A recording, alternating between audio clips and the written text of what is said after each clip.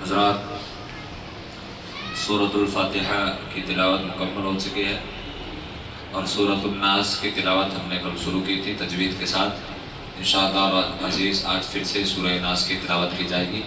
آپ حضرات بغور سے سماعت کریں اور جیسا پڑھایا جاتا ہے ویسا پڑھنے کی کوشش کریں۔ کوشش کریں گے تو انشاءاللہ عزیز کامیابی ضرور ملے گی۔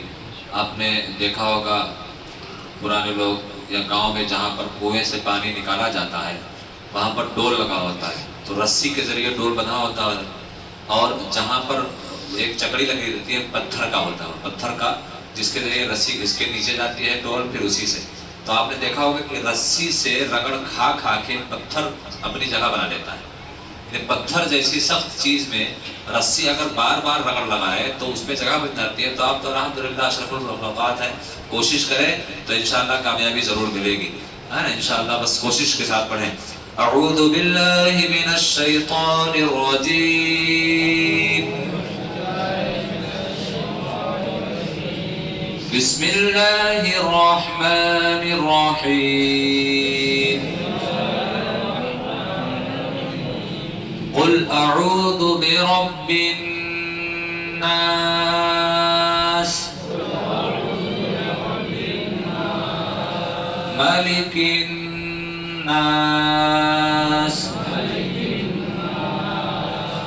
الہ الناس،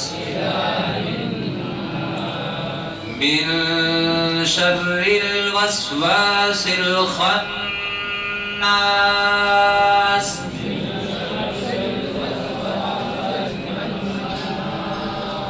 الذي يوسوس في صدور الناس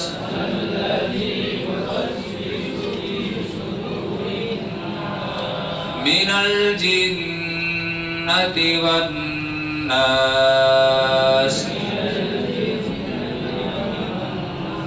بسم اللہ الرحمن الرحیم، قل اعوذ برب الناس،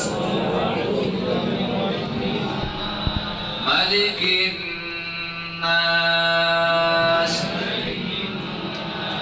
الہ الناس، من شر الوسواس الخناس،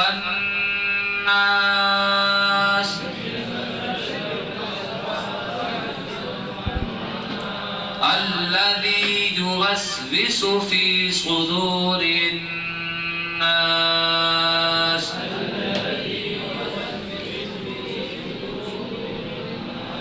من الجنة والناس۔ صدق اللہ العظیم۔ تجوید کے بارے میں نے بتایا تھا کہ تجوید دو چیزوں سے مل کر بنتا ہے، ایک ہے مخرج یعنی حرف کا اس کے صحیح جگہ سے نکلنا، اور ایک ہے صفت حرف کا اس کے صحیح کیفیت کے ساتھ نکلنا۔ کوئی حرف تجوید کے ساتھ صحیح معنوں میں اسی وقت ادا ہوگا کہ جب اس کا صحیح مخرج ہو اور اس کی صحیح کیفیت کے ساتھ ادا کیا جائے گا، تب وہ حرف تجوید کے ساتھ صحیح معنوں میں ادا کیا گیا ہے یہ کہا جائے گا۔ صفت کے بارے میں آپ کو کچھ بتا دوں۔ دیکھو کچھ صفتیں ایسی ہیں جو ہمیشہ اس حرف کے ساتھ رہتی ہیں، اور کچھ صفتیں ایسی ہیں جو کبھی کسی وجہ سے اس حرف میں پائی جاتی ہیں۔ آپ مثال کے طور پر سمجھیں کہ آگ ہمیشہ گرم رہتی ہے، آگ ہمیشہ، آگ کی صفت قدیمی کیا ہے؟ وہ گرم ہی رہے گی، آگ ہے تو گرم ہے، ورنہ اگر گرم نہیں ہے تو آگ نہیں ہے۔ لیکن کچھ ایسے جیسے برتن خود تو گرم نہیں رہتے ہیں، لیکن جب آگ کے اوپر آ جاتے ہیں تو وہ بھی گرم ہو جاتے ہیں۔ تو آگ کی جو صفت ہے گرمی وہ ہمیشہ رہنے والی ہے، لیکن برتن جو گرم ہو رہا ہے وہ ہمیشہ گرم رہنے والا نہیں ہے، وہ آگ سے قریب ہونے کی وجہ سے گرم ہو گیا ہے۔ تو اسی وجہ سے کچھ صفتیں ایسی ہیں حروف کی کہ وہ حروف میں ہمیشہ پائی جاتی ہیں، اور کچھ صفتیں ایسی ہیں جو حروف میں ہمیشہ نہیں پائی جاتی ہیں بلکہ کبھی کسی وجہ سے پائی جاتی ہیں۔ اب ہمیشہ جو صفتیں پائی جاتی ہیں کچھ حروف ہیں جیسے ہے خا ہے، صاد ہے، ضاد ہے، غین ہے، طا ہے، قاف ہے، ظا ہے. یہ 7 حروف ایسے ہیں جو ہمیشہ پر پڑھے جاتے ہیں. ہمیشہ خا نہیں کہیں گے، خا غلط ہے. خا کیا کہیں گے؟ خا غلط، کیونکہ خا کی جو دائمی صفت ہے وہ ہمیشہ پر ہونے والا خا. اسی طرح صاد، دیکھیں صاد اور سین اور زا، یہ تینوں حروف ایک ہی جگہ سے، بالکل ایک ہی جگہ سے ادا ہوتے ہیں، لیکن ان تینوں حروف میں اگر پہچان کرنا ہے تو صفت سے، تو صاد کی ہمیشہ جو صفت ہے وہ ہمیشہ پر پڑھی جانے والی ہے. تو خصہ، ضبطن، قص ان حروف کو کہا جاتا ہے، اور انہیں کہا جاتا ہے حروف مستعلیہ.